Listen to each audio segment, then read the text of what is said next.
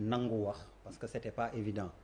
donc ñu déjà jaajëf oui c'est très courageux malal balaa ma lay jox un communiqué aussi de la police pour leeral du ministère de l'intérieur ndax nee nañ jàng nañ ci média yi aussi bien yaa ngi ko doon junju bitim réew ko fii xayma bu ñu ne am na accident gaal bu def 140 personnes ñu doon mbëkk waaye OMI aussi organisation internationale migration feelu na loolu it ci communiqué alors ministère de l'intérieur nee nañ ñoom ci xibaar yi ñu am teguwul fenn bilan boobu ndax ci jamono ji ñuy àddoo ci li ñu seet récupérer ko ci ay corps yu ñu gis juróom benn la leneen luñ ci yokk tamit nee nañ jamono ji le 22 octobre jàpp nañ ni ak le 26 am na ñaari accident gaal yu am yoo xam ni 51 ak 40 maanaam lañ ci sauvé bu ma boolee ñaar yëpp bu dee mën naa calcul ba léegi muy 91 nee nañ la ñu rawale sauvé wallu donc xamuñu lu tax ñuy dégg ni am na gaal goo xam ni 140 dee nañ ci jamono ji 388 la ñu xayma bi mbëkk mi dooraatee nii ba léegi Marine Sénégal ak bu espagnol ak espagnol ils ont donné des dates 22 25 Pierre yónnee naa la ko tamit moo tax ma la doon wax nga seetlu ko comme ça nga mën ko afficher ñëpp gis ko tamit pour l'équilibre donc muy communiqué bu tëddee on te fait confiance oui mais bon bu ñu ko wanee aussi mooy gën communiqué bi mi ngi nii xaatim nañ ko jot nañ ci Malal donc pour continuer en attendant que kii wan ñu ci bon avec oui mais déjà d'abord li ñu war a déjà dañ lay jaajëfal moi vraiment je suis bi ngay wax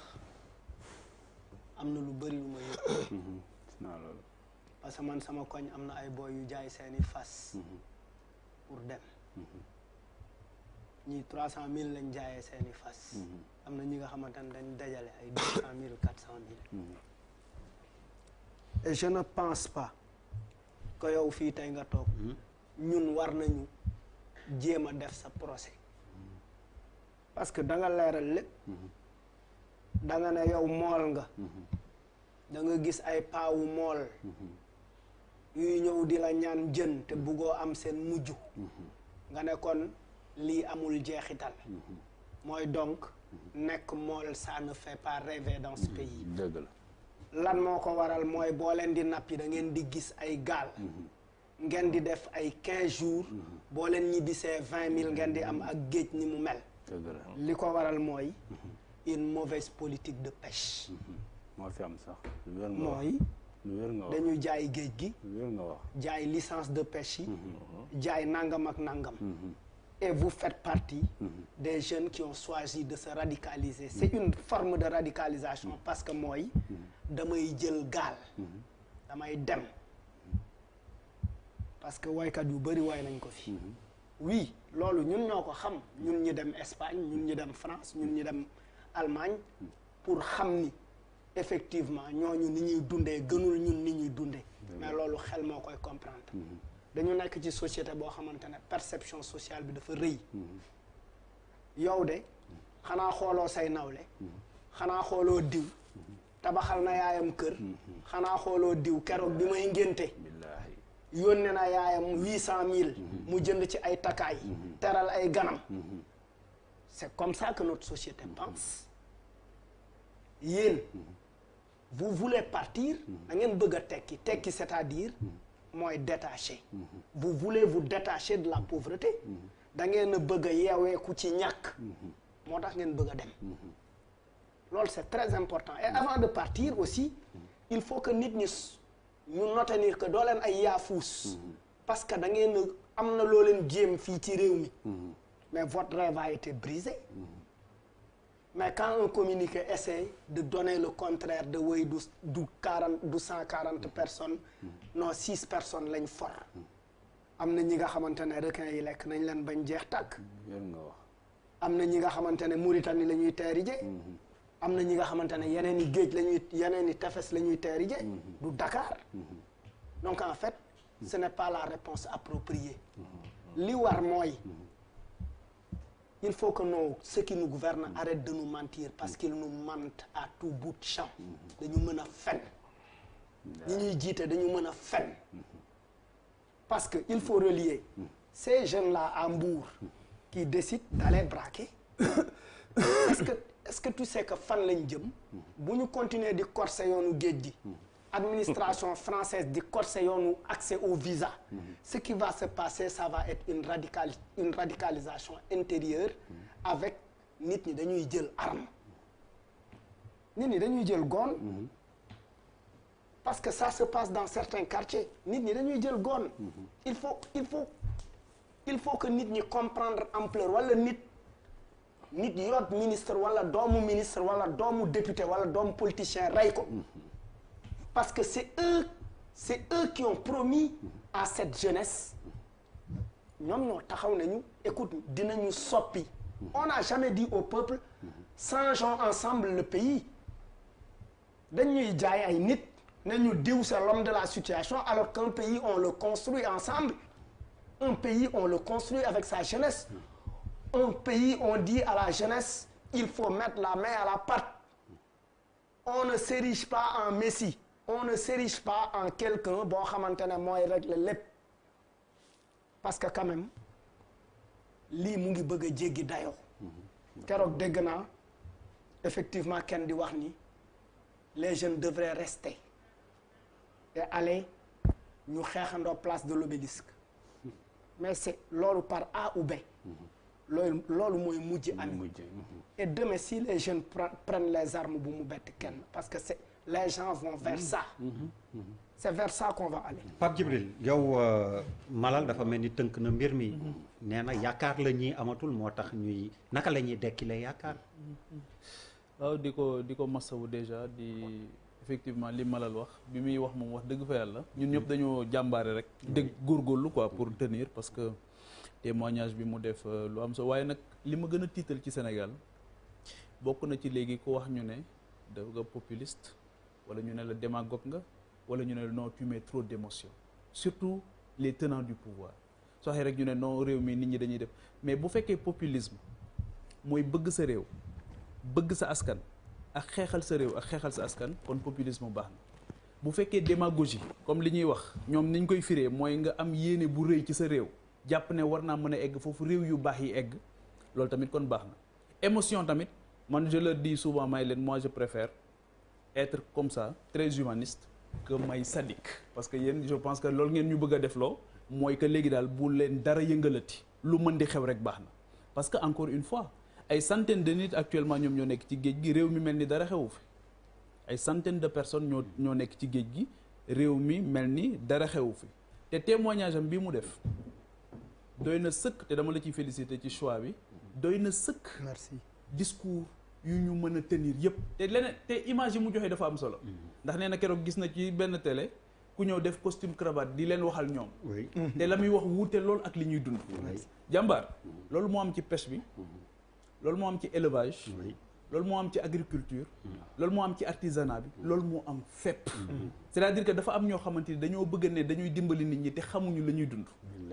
loolu moo am dans tous les secteurs d'activité malheureusement nag li métti par rapport ak li mu wax mooy encore une fois dafay dalaat ci toujours ci jeunesse bi nga xamante ni jàpp naa ne ñi ciy réussir yëpp le plus souvent ay échappés solitaires rek la ñuy nekk ay cache-misère la ñuy nekk par rapport à une triste réalité te kenn ku ci nekk da nga koy xool ci sa bopp mooy yow ñaata nit nga duggandool école ñaata nit ñoo des ci ginnaaw ñaata nit mooy taux de déperdition bi surtout ci village pêcheurs yi boo demee tey ji dans les anciens villages de pêcheurs nga dem par exemple fi ñu doon bayee man su ñuy wax motorisation xawma de l'agriculture mais j'ai envie de rigoler parce que boo génnee Dakar gii rek di daw di génn doo daw 100 kilomètres après Dakar mais nit ñi ñoo ngi continuer yor machines yi di ko bayee tey na seen maam doon bayee la ñuy bayee donc li mu wax léegi leneen li mooy moo am solo moo tax nous avons des secteurs à réformer ba mu gën a dëppoo ak jamono ba nga xamante nit ñoo xamante ni d'origine bokkuñu woon ci secteur yooyu dinañ fa gis ay opportunités d'affaires ba dem pour wuti fa loo xamante ni mën nañ ko dundee mais ñoom mii wax na dëgg mool bi moom li mu gis mooy ëllëg day fekk mag day nekkaat mag comme ni nga xamante ni chauffeur u car rapide yi tey noonu la ñuy jaaree nekk chauffeur après dem nekkaat coxeur c'est-à-dire que ci benn cercle vicieux la ñuy dugg boo xamante ni génnuñu ci te gisuñu ku leen ciy génne parce que encore une fois les gens ne font que de la politique politicienne politique économique bi nga xamante ni moo war a régler l'égalité des chances l'équité sociale mais foofu lay commencer parce que li mu wax léegi c'est une reproduction sociale comme pour parler comme Pierre Bourdieu qui existe dans tous les secteurs surtout ces secteurs stratégiques egg na sax léegi dem na sax léegi ba gën a sori waaw alors que la république bi lim ñu promettroon mooy que ne génération bu ñëw dina gën a dund gu mucc ayib génération bi mu weesu la promesse républicaine mais bu fekkee ñun ñoo gën a sonn suñuy papa gën a sonn suñu yaay c'est parce que la promesse n'a pas été tenue te ñoom loolu la ñuy dund loolu nag du populisme et moo tax tey jii ñoom ñëpp daw nañ plateau yi loolu du populisme du démagogie du dara c'est une triste réalité et il y a un décalage moo tax may wax ne nañu moytu chiffres yi parce que souvent tey jii boo jëloon quelqu'un du ministère de la pêche mais dina la wax ci pêche ci ay chiffres ci ay nangam ak nangam ak nangam ba nga yéemu ci suñu borom alors que c'est pas conforme à la réalité mooy boo demee dans les anciens villages de pêcheurs pour nga fekk fa ay écoles dignes de ce nom pour nga fekk fa ay hôpitaux pour nga fekk fa ay xoolal tey jii ñi ñu yóbbu Saint-Louis mais am na si ñoo xamante ni dinañ leen jëlee Saint-Louis les cas graves indi leen Dakar parce que Saint-Louis amul un plateau technique capable de les prendre en charge loolu mooy la triste réalité donc pour man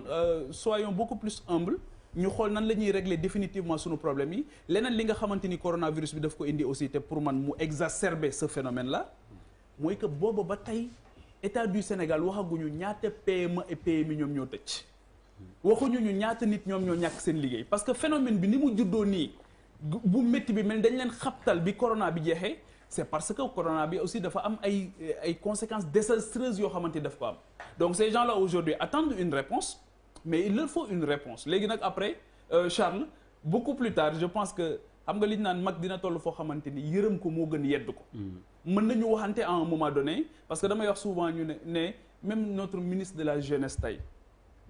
c'est-à-dire que c'est un ministre qui ne parle que d'emploi donc man mi nga xam jeune la am naa liggéey donc le ministre ne me parle plus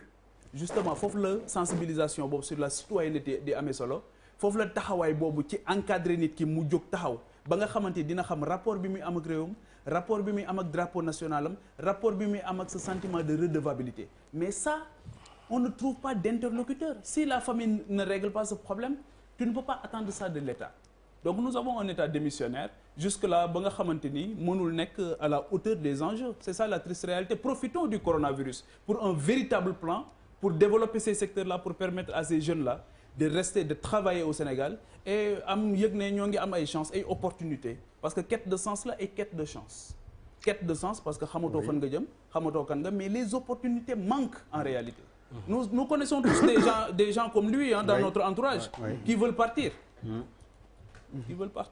merci Pape Djibril Bouba bismillah man est-ce que sax war naa ci mën a yokk dafa naa gars yi wax nañu lépp oui je ne pense pas parce que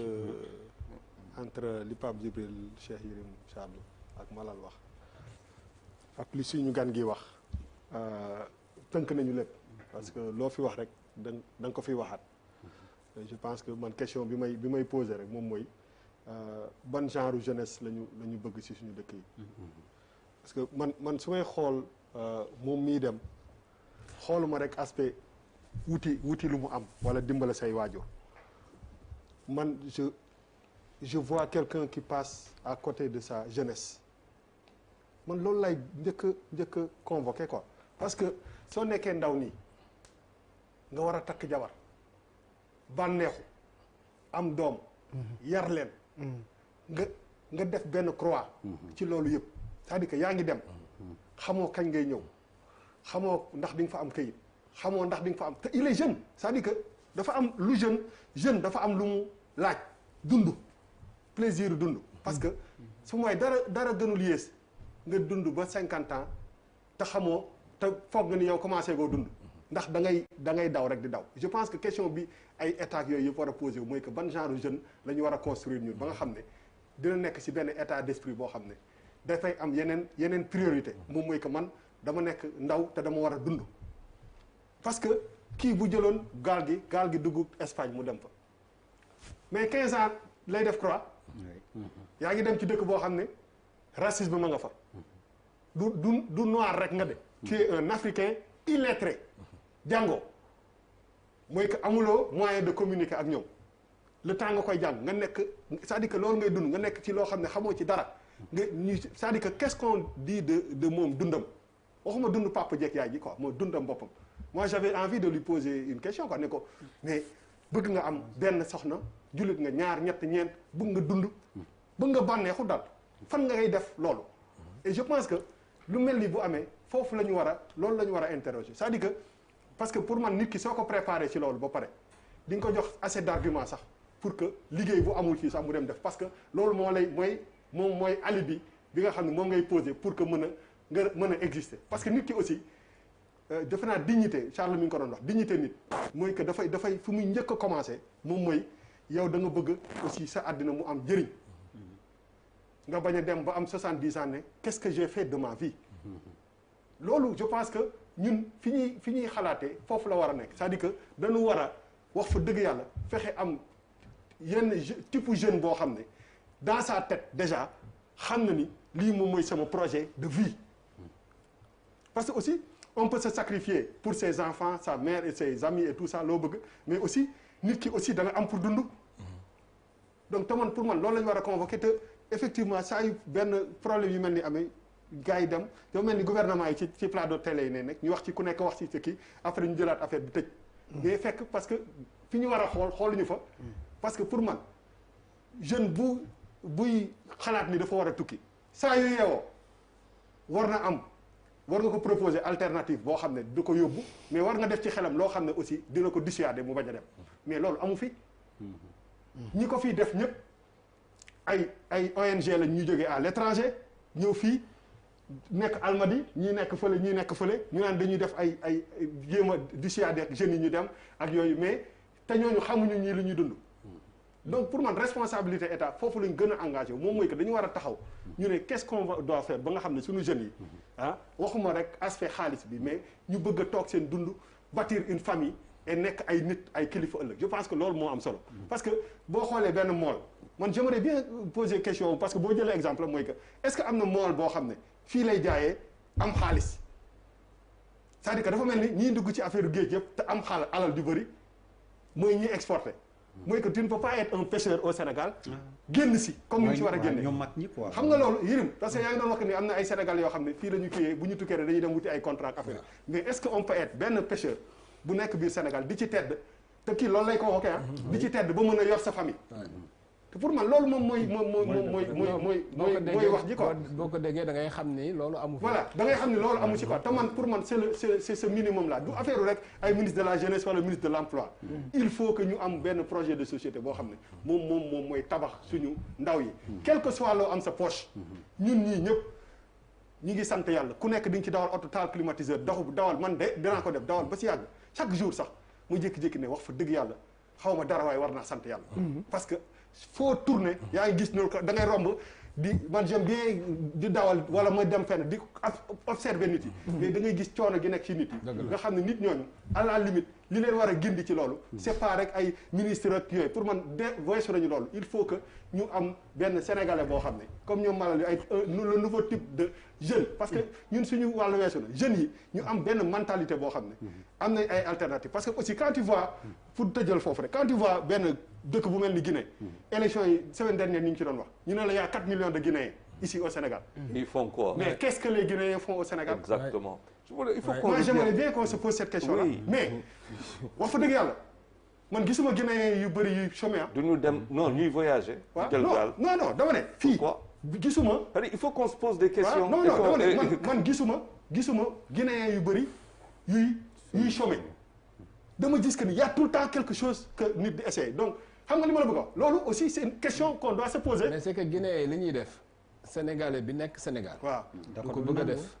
mais bu demee Espagne da koy def bu demee France da koy def bu demee beneen da koy def mais Yérim mais bu dafa am loo wax ci état xam nga lii xew nii amoon na Asie ce qu'on appelle les boat people maanaam njëkkul a am ci àdduna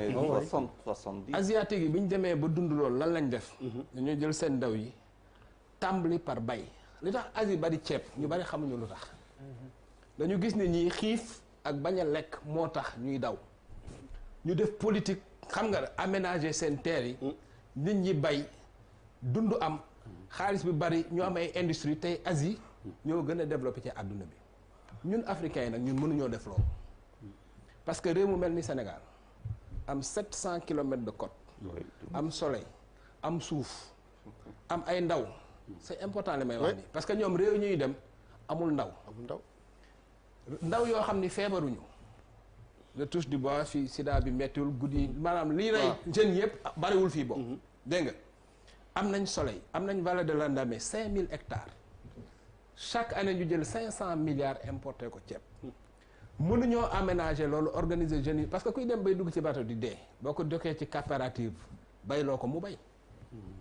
kii mi ngi wax élevage tey boo booloon bay ak élevage ci Landambé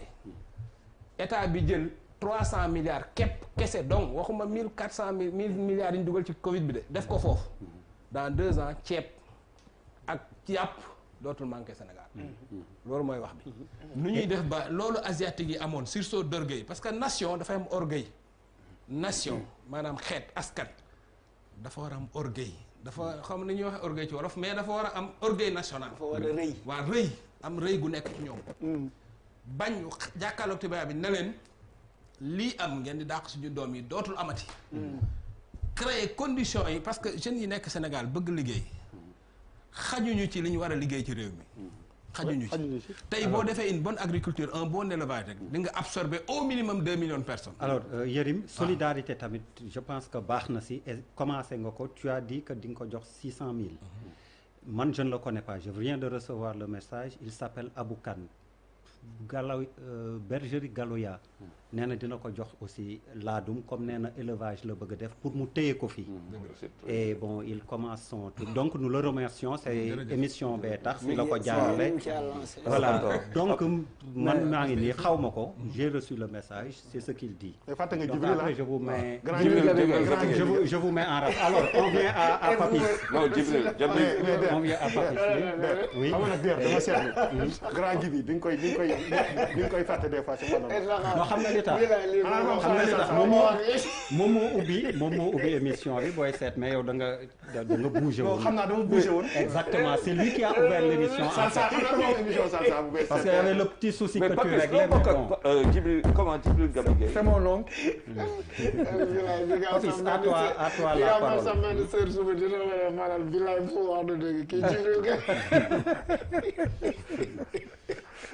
Papis dafa am style rek bu leen faale. bu leen faale da am style. mais ce qui est intéressant dans tout ça.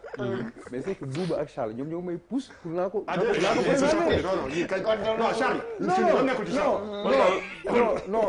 non Charles. non ils sont coutumiers des faits daaw yi def nañ ma koy. donc waaw damay toog par 2 ans rek ma andi ko quoi teg ko comme ça ñoom ñaar. sama sœur bi laa xalaat Fatou Tall suba loolu la koy dégg avec Djibril Gabi. Djibril Gabi c'est mon oncle alors. donc d'ailleurs en fait man dama bëggoon ñu recontextualiser un peu lan mooy justifier aujourd'hui regain bi amaat quoi ñu demaat xam nga à un moment donné amoon na benn accalmie. Ça c'était un peu tempéré par rapport ak Barsaq bi ak Barça bi. Ce qui s'est passé ce qui est nouveau mooy corona bi xam benn influence bu mu am parce que les gens ont véhiculé ont vendu l'information selon laquelle Europe dafa dee ci ay nit ci corona dafa bari ils ont besoin de main d'œuvre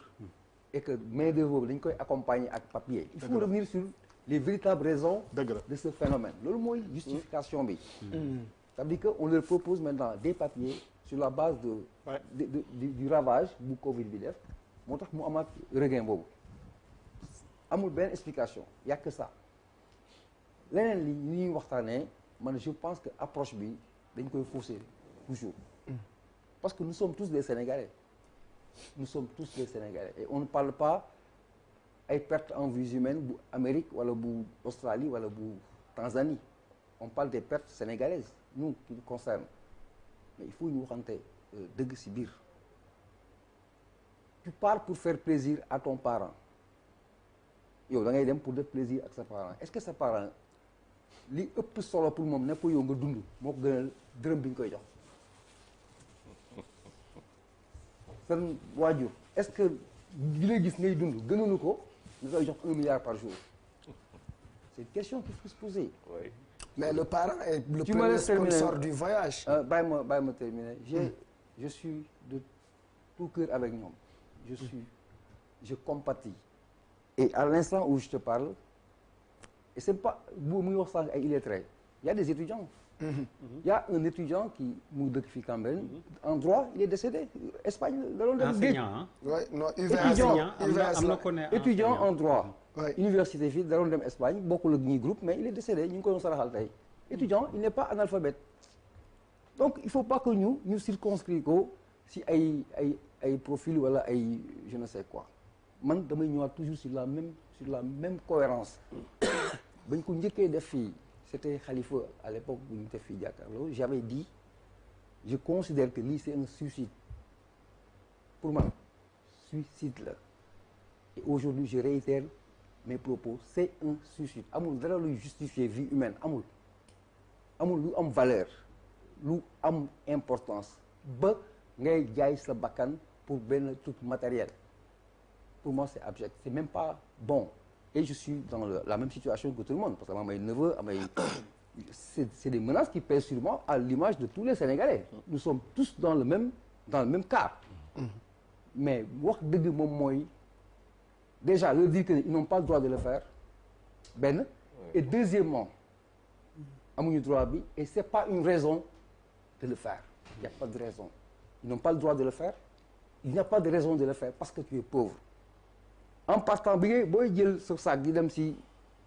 engagé ak le gars qui t'amène en Espagne romb nga ay nit ñu yelwaan des Sénégalais comme toi romb nga des gens qui n'ont pas mangé romb nga ku feebar amul garab est-ce que il a pris la pirogue moo tax ma ne il faut que problème immigration nañ si génnee politiciens dans un premier temps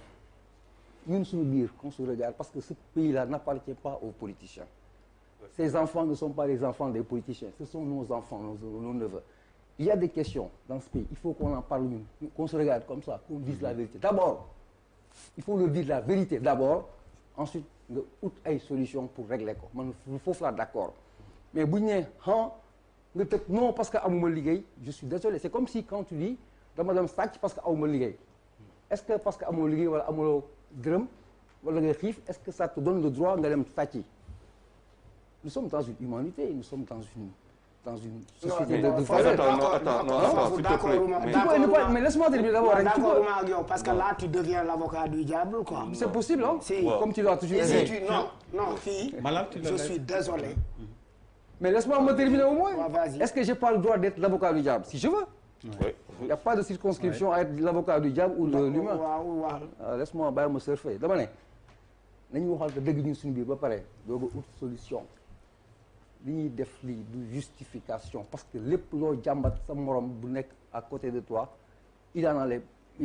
les mêmes problèmes que toi il le fait pas maintenant en deuxième ressort oui on tape sur la table on demande aux politiques aux gouvernants mais faites quelque chose peut-être c'est dans notre droit légitimement laajte ko là c'est vrai day ñëw mais après avoir déjà dit que lii du solution benn deuxièmement amuñu droit def ko si lui il avait perdu la vie tey ñi toog di la seetaan tey amuñu plaisir gis la est-ce que andi nga leen xaalis ils sont contents de te voir parce que tu as sauvé ta vie loolu moo ëpp solo xaalis man foofu laay waxee alors oui Malal pour un peu systématiser li ma d'accordul d'abord mooy les parents sont d'accord que émission bi olof la de seeni waajur d'accord nañ pour ñu dem mais am na ñu dem te tàggoowuñu oui am na mais bëriwul ñi ci ëpp ñiy dem man dégg naa ci histoire koo xam ni dafa lonk xaalis ñi ci ëpp ñiy dem seeni waajur dañuy jaay seeni sëru dënk mal informé dañuy jaay seeni mal informé ses parents sont mal informés sur le Saint-Coran. Sur le Saint, nous sommes tous des parents. Nous sommes tous des parents. Si tu am sa doom yow Charles sa doom mu ne la 1 milliard mu leer na du dee da nga ko koy jox. mais en sachant que bu demee il y a des risques de mort du dem. alors laisse Malal contre-argument. Les parents ne sont pas parce que nous sommes des vrais dangers qui guettent. Non booy dem aventurier ok booy dem. allez Malal waaw. booy dem tout est organisé sa yaay day dem seeti seetkat bi seeti sëriñ bi xool xam yi ne xool nañ ko baax na parce que on est un pays où les charlatans aussi vivent du charlatanisme dañuy taxaw ne xool nañ pétaaw yi baax na saraxel biscuit soow ak dugub ak ginaar gu weex et puis sarax ko gumbo c'est ce qu'on dit dans ce pays là il a raison. non li nga wax moo am. leneen li ci topp. maa di yow noonu nga def. non dafa seetlu nga. yow loo saraxa seetlu nga. non seetlu nga da ngay seetlu doo jig rek dugg si. ñu ne la yoon bi leer na nañi. bi nga seetloo dañ la ne yoon ay bi wow leer et puis yow sax yoonu teraanga ngi nii. c'est ce qu'on te dit. il confirme. Mais ça, c'est pas rationnel. mais Ça, c'est pas rationnel. c'est suñuy. Il m'a coupé, hein. Il m'a coupé quand même. ci suñu après tu reprends la réalité sociale la bokk. C'est comme si moi, je n'étais pas bu ñu sénégalais. la seetalee ba pare. C'est comme si moi, je ne suis pas validé sénégalais. ko sa yaay. C'est pas rationnel ce que les léeg-léeg gens sa yaay racontent. sax. Les parents qui autorisent bi les lay enfants à partir amuñu responsabilité benn. C'est pas responsable d'envoyer son enfant à la mort. Voilà, tu n'as pas les tenants et les aboutissants. En disant que la yoon bi dafa neex ay teranga machin, est-ce que on lui a dit la trajectoire de la dangerosité de la trajectoire? Oui, est-ce que dinañu ko mais c'est la finalité. moo ko réglé. Le temps lu muy def départ est-ce que c'est ça? C'est ça non dama ne loolu seetkat bi moo ko réglé maire bi. maire bi xam na ni yoon bi am na ñu dee daaw. man générationnel man du ma raisonner en c'est comme si seetkat parce que seetkat bu munoon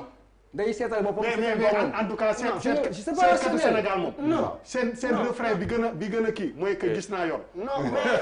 même ci rajo yi soo woowee ñu ne ma yaa ngi jàpp. non et puis même et puis le seet. gis naa yoon. le seet baal ma buuba seet. c'est validé au Sénégal il y a des émissions spécialisées seet. où les gens appellent. non ñu naan la yaa ngi sol yére bu xonq. waaw yaa ngi def nangam yaa ngi def nangam bu loolu weesoo beneen affaire bi ci topp. au-delà de sponsor jaay sa or wala jaay wala leb sa xarit wala leb borom boutique bi wala sax à la limite c'est des cotisations sa nijaay day teg taawu kër gi teg keneen ak keneen teg et puis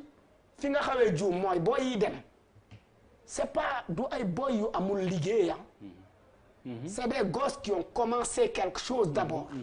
yàgg ci nekk ci et ils en ont marre parce que ça ne change pas. man xam naa sama koñ laat dawalkatu saret musuma ko gis mu sol yére bu bees teneem lay sol tout le temps job yëkkati saaku ciment saretam ci la yor njabootam xam naa yaamu tolier la xam naa njóogu foo leen fekk tëni nga leen di xàmme musuma leen gis ñu sol yére ñu ngi koy ñafe every time di góorgóorlu mais boo seetloo ci profil yu ñuy dem ay nit lañ yoo xamante ne dañ dajale dem ko Modou boutique dénk ko xaalis dajale mu mot 600 000 ñu yóbbu parce que en fait ils pensent que parce que aussi 1 euro égale 655 francs CFA et ils disent que si j'ai 1000 euros 600 multiplié par 655 égale 655 000 c'est des gens qui réfléchissent comme ça. Jean-Pierre dem na daaw Raymond dem na daaw quelques années après ñu tabax kër jënd kër gàddaay après que va dire Bertrand Maud Ndiaye Moustapha Diallo ils disent ah kon Jean tabax na mais Espagne ko yor qu'est-ce qu'on fait effectivement pour nit ñi mën a rêver et puis les politiciens ont une responsabilité parce que ils ont vendu un rêve à ces jeunes-là et puis ils tiennent les ressources de ce pays-là def ko ci ay programme tuddee ko yoonu yokkute def ko ci ay programme tuddee ko PSE Sénégal émergent et cetera ñu ne on a mis tant de milliards ci Prodac on a mis tant de milliards dans la pêche on a mis tant de milliards ci pandémie les populations souligné ay kii de corruption ñu ne population bi du ko fi waxe opposition taxaw wax ko ñu ne da ngeen di xeex waa ji rek alors que si on acceptait de discuter tout poser la transparence et la sobriété et la rationalisation bi ñu wax ak sobriété buñ ko tegoon bañ ko jële rek simplement pour des termes comme ça ay expressions yu rafet su boobaa on nous aide à bien gouverner le pays. Je reviens à toi.